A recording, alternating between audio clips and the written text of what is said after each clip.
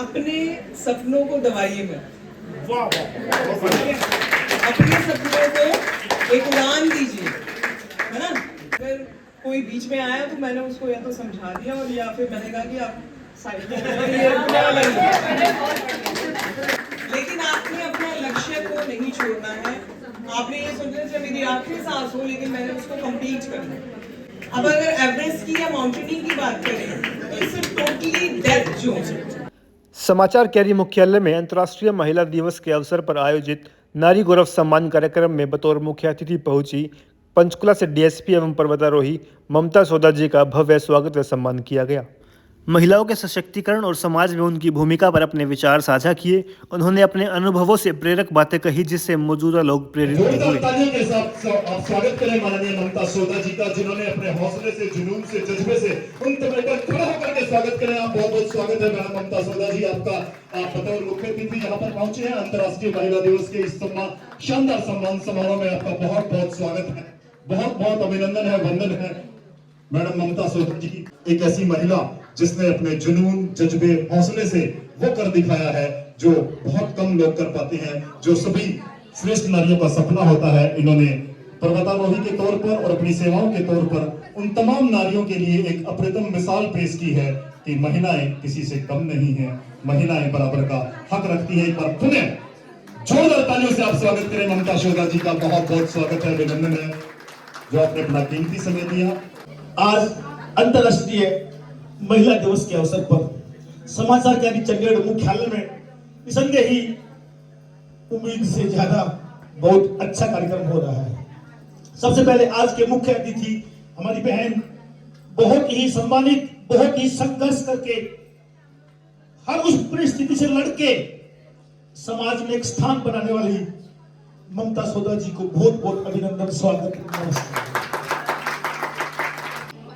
समाचार कैरी की 27 साल की यात्रा में हम हर रोज 100, 200, 500 लोगों से मिलते हैं, लेकिन कुछ ऐसे लोग मिलते हैं जो एक बार मिल जाए तो जीवन के आखिरी सांस तक वो लोग कभी भुलाए नहीं जाते। उनके साथ का हमेशा उम्मीद और एक मन में विचार रहता है। उन्हीं में से एक बहुत ही आदरणीय ममता सोदा जी हैं। कई साल पहले मैं एक कार्यक्रम, हमने छोटा सा कार्यक्रम किया था टेलीविजन में, उसमें मेरा परिचय हुआ था। मैं इनके विषय में जानता था काफी कुछ, लेकिन बहुत सी वो बातें जो मैं और दुनिया नहीं जानती थी इनके मुख से सुनी, और सुन के मैं उस दिन से ही इनका फैन हो गया।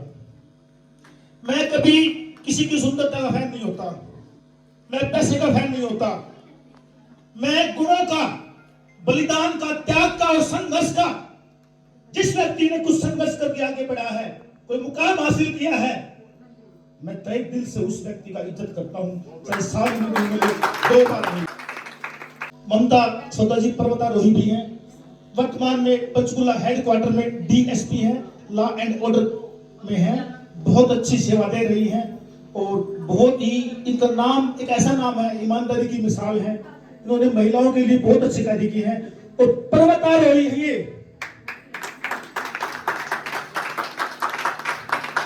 और अब इससे भी बड़ा ताली बजाने का एक मौका आएगा आपके सामने।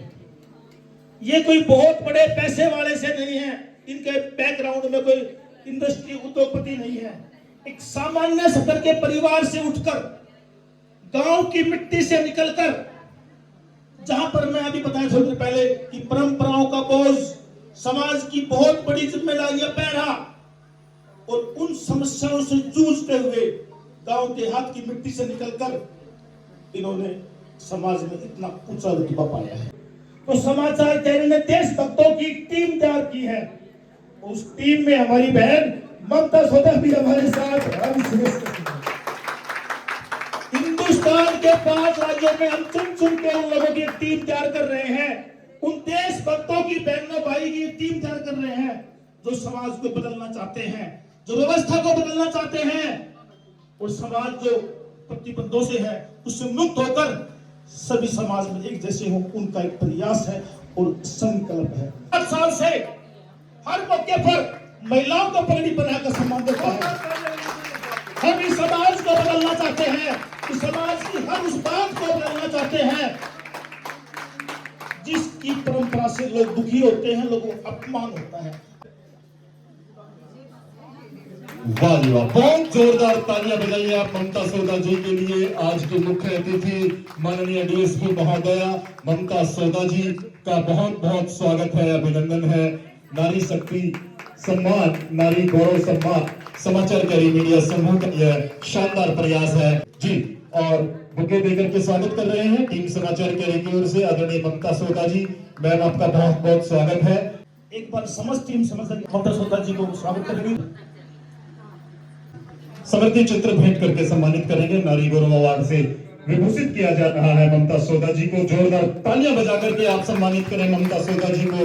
नारी गौरव सम्मान एक ऐसा सम्मान जो नारियों को प्रेरित करता है, प्रोत्साहित करता है और नारी शक्ति, नारी स्वावलंबन, आत्मनिर्भरता तमाम ऐसी चीजें हैं जो इस सम्मान चिन्ह याद दिलाएगा आपके संघर्ष को। और अब मैं आमंत्रित करना चाहूंगा मैडम ममता सौदा को। एक बार जोरदार तालियों से मेरी प्रार्थना आप आमंत्रित करें ममता सौदा जी को। रिस्पेक्टेड राजेश जी और समाचार कैरी की पूरी टीम और इसके साथ भी यहाँ पर आई हुई मेरी समस्त बहनें और महिला शक्ति का एक सबसे बड़ा उदाहरण आप हैं जो मेरे सामने बैठे हुए हैं। और अगर महिला शक्ति की बात करें तो इसमें कोई अतिशयोक्ति नहीं है। पुराने जब आप देखेंगे, इतिहास भी उठा के देखेंगे तो महिलाओं ने ऐसे ऐसे काम किए हैं कि कोई सोच भी नहीं सकता। हम अपनी देवियों को जैसे आप देखते हैं तो उनमें कितनी पावर्स थी, वो कितने साल पुरानी बात है। तो आप ये देखिए पावर्स तो पहले से ही है, तो हमने पहचानी नहीं है। जब आप अपनी पावर्स को पहचान जाएंगे तो आप कुछ भी कर सकते हैं। पावर्स को पहचानना जरूरी है, अपने आप का एहसास होना, अपने आप के बारे में जानना। कहते हैं जब इंसान ने अपने आप को जान लिया ना, फिर उसको कुछ भी जानने की जरूरत है। तो इसलिए अपने आप को जानिए, अपने छुपे हुए टैलेंट को पहचानिए और उसके बाद उस पर वर्कआउट कीजिए। मैं मानती हूँ कि मैक्सिमम महिलाएं अपने लिए नहीं जीती हैं, वो सिर्फ अपने परिवार के लिए, चाहे वो मायका हो चाहे वो ससुराल हो, तो वो अपने परिवार के लिए जीती है। क्योंकि महिलाओं को मैं बहुत अच्छी तरह से जानती हूँ, क्योंकि खुद भी मैं भी महिला हूँ, तो मेरे अंदर भी वैसी ही फीलिंग्स हैं, वैसा ही मैं सोचती हूँ। तो ये मुझे पता है कि हर कोई ये चाहती है। सबसे पहले तो अपने जब फादर के घर होती हैं तो सोचती है कि नहीं फादर के लिए करें, ब्रदर सिस्टर मदर की हेल्प करवाएं। उसके बाद फिर जब वो मैरिड हो जाती हैं तो उसके बाद फिर अपने पति के बारे में, फिर अपने बच्चों के बारे में, मतलब पूरी लाइफ उनकी सिर्फ दूसरों के लिए करने में चली जाती है। और ये अपने आप में शक्ति का एक प्रतीक है, क्योंकि सब लोग अपने लिए जीते हैं। आप कैसे सम्मानित हो कि दूसरों के लिए जीते हैं, दूसरों की लाइफ को जो है बेटर बनाते हो। तो आपसे बढ़िया और आपसे पावरफुल तो कोई हो ही नहीं सकता। अपने लिए तालियां बजाइए। तो मैं तो ये मानती हूँ कि इस परमेश्वर ने न केवल नारी को बल्कि पुरुष को भी उतना ही शक्तिशाली बनाया। मानव जिसे कहते हैं, चाहे वो स्त्री है या पुरुष है, वो दोनों ही जो है पावरफुल हैं और दोनों में बहुत अच्छी क्वालिटीज हैं, बट पहचानने की जरूरत है, आगे बढ़ने की जरूरत है। जो व्यक्ति जैसा कर्म करता है वैसे उसको फल मिल जाता है ना। तो यही सारी चीजें हैं, घूम फिर के हम लोग वहीं पे आ जाते हैं। तो आपने हमेशा जो भी काम करना है वो ये समझ के करना है कि मेरे अंदर वो पावर है, मेरे अंदर वो सारी चीजें हैं। क्योंकि जितना आप पॉजिटिव सोचोगे उतना ही वो चीजें आसान होती चली जाएंगी। अगर मैं अपनी लाइफ से आपको थोड़ा सा बताऊं, क्योंकि अगर मेरी लाइफ सुनने लगोगे बहुत लंबा हो जाएगा, मैं छोटे छोटे इंसिडेंट जो आपसे भी रिलेटेड हूँ वो मैं आपको जरूर बताना चाहूंगी। जब मैं बहुत छोटी थी तो हमेशा सोचा करती थी कि बॉयज और गर्ल्स में क्यों फर्क किया जाता है, और फर्क करने वाले भी कौन थे? मेरी दादी है ना। फादर साहब ने कभी नहीं किया, उन्होंने हमेशा लड़कियों को आगे रखा, तभी तो हम लोग यहाँ तक पहुंच पाए। अदरवाइज फादर ही ये कह देते कि नहीं इनकी तो शादी को, हालांकि वो सोचते थे कि नहीं लड़कियों को ग्रेजुएशन किया, उस टाइम तो ग्रेजुएशन ही बहुत बड़ी होती थी, तो ग्रेजुएशन किया और उसके बाद शादी कर दी, हो गया। हमारे लिए कोई एम नहीं था, हमारे लिए इस तरह से नहीं था कि हमने घर को भी संभालना है, हमें कोई रिस्पॉन्सिबिलिटी दी नहीं गई ना, तो हम कैसे उस चीज को संभालेंगे, है ना। जो व्यक्ति जिस काम को कर सकता है उसको उसी चीज के अनुभव हो। हमने सिर्फ घर संभाला तो हमें घर संभालने का ही अनुभव है, लेकिन वो भी अपने आप में बहुत बड़ी बात है। सब लोग नहीं संभाल सकते, बहुत मुश्किल काम है कि सब लोगों की, क्योंकि एक ही घर में अगर 5 लोग रह रहे हैं तो उनकी चॉइसेस, उनकी थिंकिंग डिफरेंट होगी। उन सबको संजो के रखना और सबकी फीलिंग्स का ध्यान रखना और तब लाइफ को आगे बढ़ाना, it's a very difficult task. तो ये सब चीजें आप करती हैं ऑलरेडी, आपको पता नहीं है लेकिन आप करती हैं, ठीक है। ऑलरेडी आप वो काम कर रही हैं जो समाज के लिए, इस देश के लिए। अब जो बच्चे अच्छा काम करते हैं तो कहीं ना कहीं माँ बाप की सीख होती है ना, कहीं ना कहीं माँ बाप सपोर्टिव होते हैं, और खासकर माँ का रोल इसलिए ज्यादा होता है क्योंकि बच्चे अटैच ही माँ से होते हैं, क्योंकि फादर साहब का रोल हमेशा बाहर का रहा। मैक्सिमम मदर जो है वो बच्चों के साथ रहती है। आजकल तो चलो ट्रेंड थोड़ा चेंज हो गया है, वर्किंग हो गई है मदर्स भी, बट लेकिन फिर भी आप देखना कहीं ना कहीं जो इमोशनल है वो सबसे ज्यादा अटैच बच्चों के मदर के साथ होते हैं, और मदर ही उनको सही रास्ता दिखा सकती है। अब जैसे बात करें बच्चों की परवरिश के बारे में, चाहे वो लड़का है चाहे वो लड़की है, आप खुद ही जो लेडीज हैं, क्योंकि सब में ये क्वालिटी है कि वो अपने बच्चों को डायरेक्शन दे सकती है, तो अपने बेटों को सिखाइए, अपने बेटों को बताइए कि क्या गलत है और क्या सही है। तो ये जो छेड़खानी के हमारे सामने इंसिडेंट आते हैं या रेप के इंसिडेंट आ रहे हैं, ये कम हो जाए, और ये फैक्ट है, मैं ऐसे नहीं बोल रही हूँ आपको। इसके पीछे बहुत बड़ा रीजन है। यदि आप अपने बेटों को शुरू से ही ये शिक्षा दे के बेटा और बेटी बराबर हैं, आप में और उसमें कोई ज्यादा अंतर नहीं है, उनकी रिस्पेक्ट करना सीखिए, है ना। अगर वो माँ की रिस्पेक्ट कर सकते हैं तो वो किसी भी लेडी की रिस्पेक्ट कर सकते हैं, तो ये बहुत जरूरी है। तो मैं तो ये चाहूंगी जितनी मदर्स यहाँ हैं तो वो थोड़ा सा ध्यान दें कि हम कहीं ना कहीं उस बात को छोड़ रहे हैं। हमारे जो पीछे चलते आ रहे हैं हम सिर्फ उनको फॉलो कर रहे हैं, हम ये नहीं देख रहे हैं कि उसका रिजल्ट क्या आने वाला है।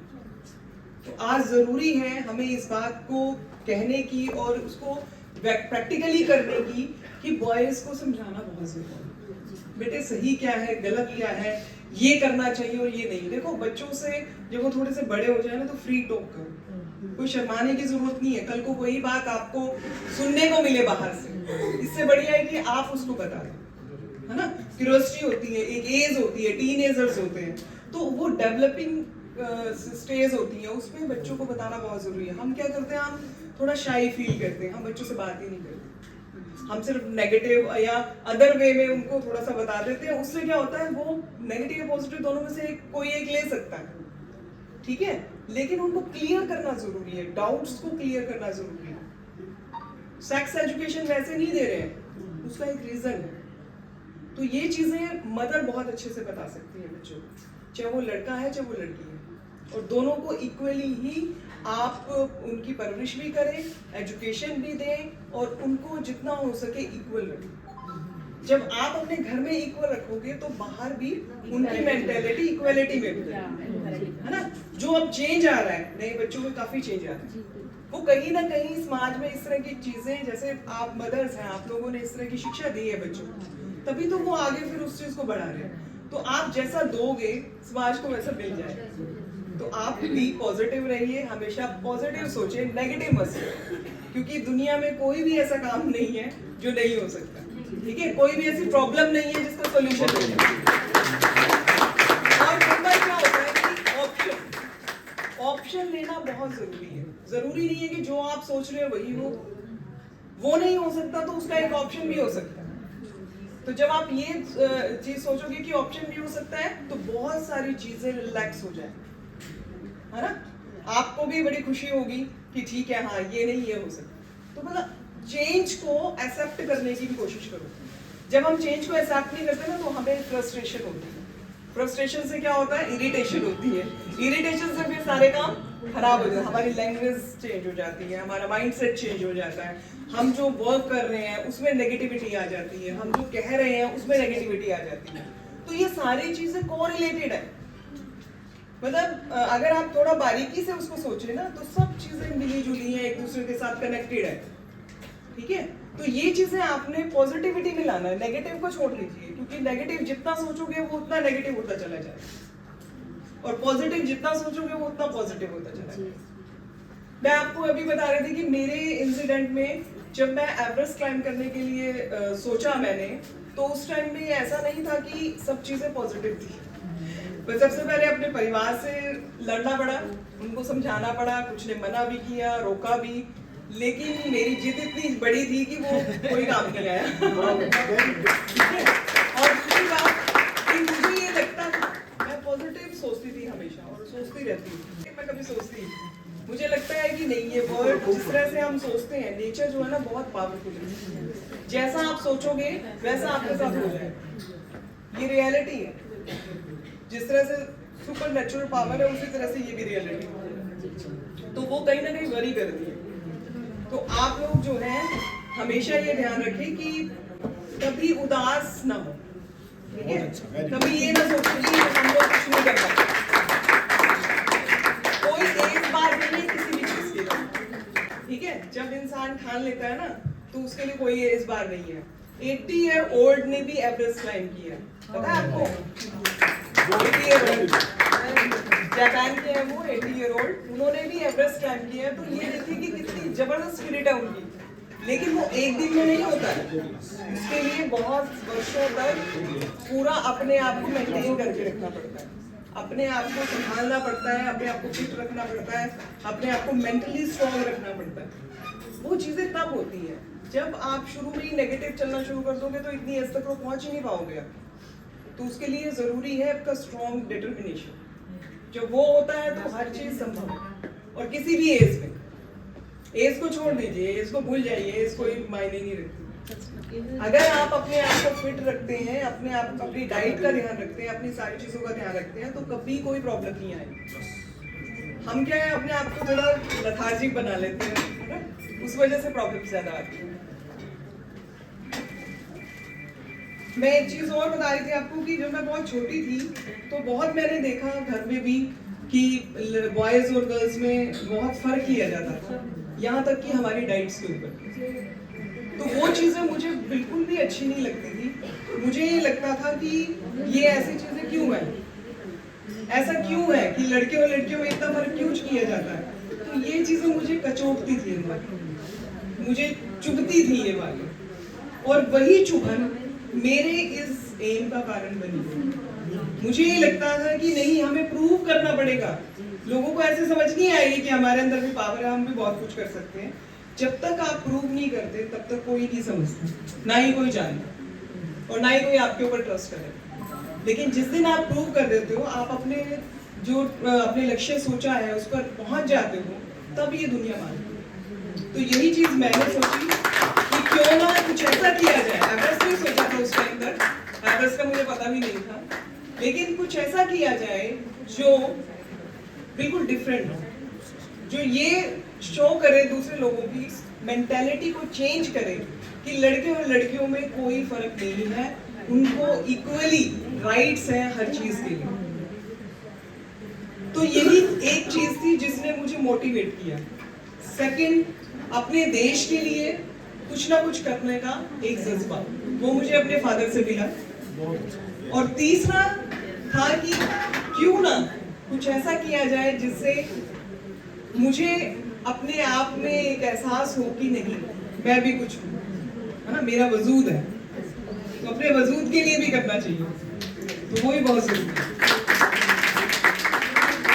तो हम लोगों को ये चीजें ध्यान में जरूर रखनी चाहिए, तभी आप आगे जा सकते हो, इस मुकाम को हासिल कर सकते हो। बहुत सी मुश्किलें आएंगी, रास्ता आसान नहीं होता कोई भी। जो भी अचीवमेंट आती है वो ऐसे नहीं आ जाती कि आज सोचा और कल मिल गया। 12 ईयर मुझे लगा एवरेस्ट क्लाइम करने के लिए। 12 ईयर मेरी जिंदगी का जो 12 साल है वो मैंने एवरेस्ट की ट्रेनिंग और उसकी प्रैक्टिस के लिए दे दी, और इसके बाद ही मुझे एवरेस्ट क्लाइम करने का मौका मिला। और ऐसा नहीं कि इसके बीच में कोई प्रॉब्लम नहीं आई। मेरे फादर साहब की डेथ हो गई, तब ये था कि पूरी फैमिली को संभालना है, वो भी संभाला।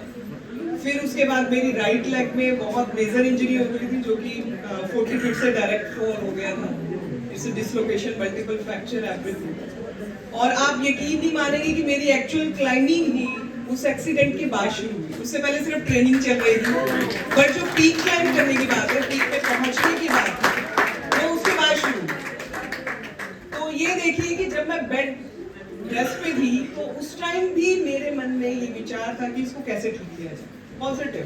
कहीं ना कहीं से वो आवाज आती थी, हालांकि कभी डिमोरलाइज भी हो जाते थे कि ये क्या हो गया, अब तो सब कुछ खत्म हो गया है, ऐसा वो, लेकिन फिर वो चेंज हो जाती थी कि नहीं नहीं, हो जाएगा हो जाएगा। और इसलिए मेरी मदर ने मेरा बहुत साथ दिया, उन्होंने मुझे फिर से एक बच्चे की तरह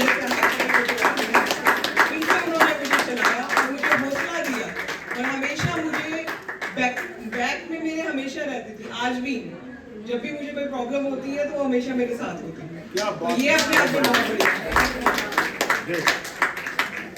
और वो इतनी स्ट्रॉन्ग है कि उनसे हम लोग मोटिवेट हुए कि नहीं, मेंटली और फिजिकली फिट रहना बहुत जरूरी है। आज भी वो अपना काम खुद करती है, किचन में खुद खाना बनाएंगी, खुद सबको हम, हालांकि कुक है, सब कुछ है, लेकिन वो कहेंगे नहीं, अगर मैं बैठ गई तो फिर मैं बैठ ही रह जाऊंगी, मुझे करने दो जो मुझे अच्छा है। फिर हम लोग भी नहीं रोकते, जब उनका मन करता है वो अपने हिसाब से काम करते हैं। तो मदर के साथ हम लोग हमेशा फ्रेंडली रहे। फादर साहब थोड़े स्ट्रिक्टली थे, इसलिए इतना इंटीमेशन हमारी हुई नहीं कभी उनसे, तो लेकिन फिर भी वो इनडायरेक्टली वे से हमें बहुत सपोर्ट करते हैं। तो ये सब होने के बावजूद भी जब आप अपना लक्ष्य नहीं छोड़ते हो तो समझो आप उसे अचीव करो, जितनी भी मुश्किलें आए, लेकिन आपने अपना लक्ष्य को नहीं छोड़ना है। आपने ये सोचना चाहिए मेरी आखिरी सांस हो, लेकिन मैंने उसको कंप्लीट करना। अब अगर एवरेस्ट की या माउंटेनिंग की बात करें तो इट्स टोटली डेथ जोन, ठीक है, वहां पे आपका एक्सीडेंट ही नहीं होता, आपकी मैक्सिमम लोगों को तो डेथ ही होती है, तो इट्स अ डेथ जोन। तो एक तरह से ये डेथ जोन में जाना था अगर मैंने माउंटेनिंग का प्रण लिया। तो मौत से ऊपर तो कुछ नहीं होता है, ठीक है, मरना सबने है, लेकिन कुछ ऐसा करके मरो कि दुनिया आपको याद करे, ठीक है। और ये नहीं कि ये सफर यही रुक गया, ऐसा नहीं कि मैंने अचीव कर लिया खत्म हो गया, लेकिन एक्चुअल में आप मानोगे माउंट एवरेस्ट क्लाइंब करना मेरी शायद, मतलब मुझे जो लगता है, जो मुझे खुशी होती है, वो माउंट एवरेस्ट क्लाइंब करके इतनी नहीं हुई थी जितना कि मेरे आने के बाद वो लोग जो मुझे कहते थे कि पता नहीं कहाँ जाती है, क्या करती है, और मम्मी पापा को ताने मारते थे, वो लोग कहते हैं कि प्लीज इसने इतना बड़ा काम कर दिया, ये तो हमारी बेटी है। सबसे सच्ची खुशी, जैसे आप मानेंगे कि जो माउंट एवरेस्ट क्लाइंब कर रहे लोग कहेंगे कि हाँ उसके लिए, लेकिन एक्चुअल में जो लोगों में चेंजेस आए, उनकी मेंटालिटी में जो चेंज आया, वो सबसे बड़ा था कि वो ये कहते थे कि नहीं हमारी बेटी ममता जैसी होनी चाहिए। और यही लोग, मतलब जो क्लाइंबिंग से पहले की बात करो तो यही लोग कह रहे थे कि पता नहीं इन्होंने तो लड़की को कितनी छूट दे रही है, पता नहीं कहाँ जाती है, किसके साथ जाती है, टोटली नेगेटिव। तो मेरे फादर और मदर ने कभी नहीं सोचा, उन्होंने सिर्फ ये सोचा था कि मेरी बेटी अगर कुछ करना चाहती है तो हमने उसको सपोर्ट करना है, दुनिया कुछ भी कहती है, हमने कभी परवाह नहीं। तो उसके बाद फिर मैंने एवरेस्ट भी क्लाइंब किया, फिर बहुत सारी पीक्स भी क्लाइंब की जो कि अब्रॉड में हैं। हमारे 7 कॉन्टिनेंट्स जो हैं उनकी हाईएस्ट पीक, उनमें से 5 मैंने क्लाइंब कर लिया, 2 are left. I am still climbing, ऐसा नहीं है कि मैंने क्लाइंबिंग छोड़ दी है, और इसके साथ साथ मैंने साइकिलिंग भी शुरू कर दी। हमने 3 एक्सपीडिशंस की हैं साइकिलिंग के, इट्स कच्छ टू कन्याकुमारी, एक हमने पूरा हरियाणा का किया था, वो वुमेन एम्पावरमेंट के ऊपर था, वो हरियाणा पुलिस की तरफ से डिस्ट्रिक्ट्स को हमने कवर किया था। और उसके बाद फिर हमने पंचकुला टू लेक, ये हमने 2022 में किया ऑन साइकिल। तो यहाँ प्लेन से और 17,000 फीट पे पहुंचना, इट्स वेरी चैलेंजिंग। और आप यकीन नहीं मानेंगे कि एक जगह तो ऐसे होगा था कि बस अब नहीं चल सकती साइकिल, तो उसमें हमने जो है उसको साइकिल को पकड़ के फिर ऊपर चढ़ाया। जितने ही पासेस बीच में आते हैं, पासेस आर वेरी डेंजरस, और वहाँ स्टीप भी होता है और काफी ठंडा भी होता है, साइकिल चलाना और ऊपर से ऑक्सीजन नहीं है तो ये अपने आप में बहुत चैलेंजिंग था, लेकिन मजा आया बहुत। जब आप किसी चीज को कर लेते हैं ना, तो वो आपके लिए फिर एक ब्यूटीफुल मेमोरी बन जाती है। तो वो अभी जो है एक बहुत अच्छी मेमोरी बन गई है, और इस तरह से कभी ना कभी कोई ना कोई एक्टिविटीज ऐसे मैं करती रहती हूँ, मुझे अच्छा लगता है। Because mountaineering is my passion और एडवेंचर स्पोर्ट्स में कोई भी हो तो वो जरूर मेरा मन करता है कि उसको करते रहना चाहिए। और आपको मैं लास्ट में यही कहना चाहूंगी कि अपने सपनों को दबाइए मत। अपने सपनों को एक उड़ान दीजिए, है ना। मैंने कहा है कि एज कोई बार नहीं है, मुश्किलें तो बहुत आएंगी, लोग तो मुश्किलों के लिए है ना, वो मुश्किलें डालने के लिए होते हैं, ठीक है। कोई आपको सपोर्ट नहीं करेगा, लेकिन आपने खुद अपनी हिम्मत बनना है, ठीक है। अपनी हिम्मत बनना है और आगे बढ़ना है, फिर देखिए सब चीजें चेंज हो जाएंगी आपके लिए और ये जिंदगी इतनी खूबसूरत हो जाएगी, आप कहेंगे कि हाँ एक बार फिर से जीना चाहते हैं। और हमेशा एक अच्छे इंसान बन के रहिए, चाहे आप किसी भी मुकाम पर पहुंच जाएं, वो बहुत जरूरी है। अगर आपके अंदर ईगो आ गई, आपके अंदर अभिमान जिसे कहते हैं वो आ गया, तो वो गलत है। आप एक नॉर्मल इंसान है, उस भगवान ने इंसान बनाया तो वही रही, है ना। उसने एक एक्स्ट्रा अचीवमेंट दी है आपको, तो उसका हमेशा शुक्रिया अदा कीजिए। अदरवाइज हम सेम है, सब लोग इक्वल, है ना। वही चीजें हैं जो हम सब में होती हैं, हम सब जो सोचते हैं वही चीजें हैं, सिर्फ फर्क इतना है कि कोई उसको अपने सपने की तरह ले लेता है और कोई उसको अपने डिटर्मिनेशन से साथ लेता है, बस यही फर्क है। तो आप उन सब चीजों में अपने आप को संजो के रखिए, जहां आपको जो चीजें बहुत अच्छी लगती हैं, अपने टैलेंट को पहचानिए, जो आपको करना बहुत अच्छा लगता है वही चीज कीजिए। मैं पहले मतलब माउंटेनिंग में नहीं थी शुरू से, मैं आपको बताती हूँ कि ये चीज कैसे चेंज होती है। मैं हैंडबॉल में थी, हैंडबॉल में भी हमारी अच्छी पोजीशन रही, ऑल इंडिया में गोल्ड मेडल रहा है, लेकिन सडन चेंज आया जब गेम में और कुछ लेने के लिए था नहीं, क्योंकि एज भी हो चुकी थी। तो उसके बाद क्या हुआ कि जैसे ट्रैकिंग के बारे में पता लगा, तो सडन ये चेंज हुआ। मुझे नेचर से पहले ही लगाव था, पर ये एक्टिविटी मिलने के बाद मुझे लगा कि नहीं, मुझे यही करना है, और वही वो टाइम था, वो शायद मुझे यहाँ लाना चाहता था। डेस्टिनी भी कोई चीज होती है ना, तो वो बहुत अच्छा होता। तो आप ये देखिए कि वो मेरे इंटरेस्ट की बात थी। अगर कोई बीच में आया तो मैंने उसको या तो समझा दिया, और या फिर मैंने कहा कि आप साइड में ये रुकने वाला नहीं है,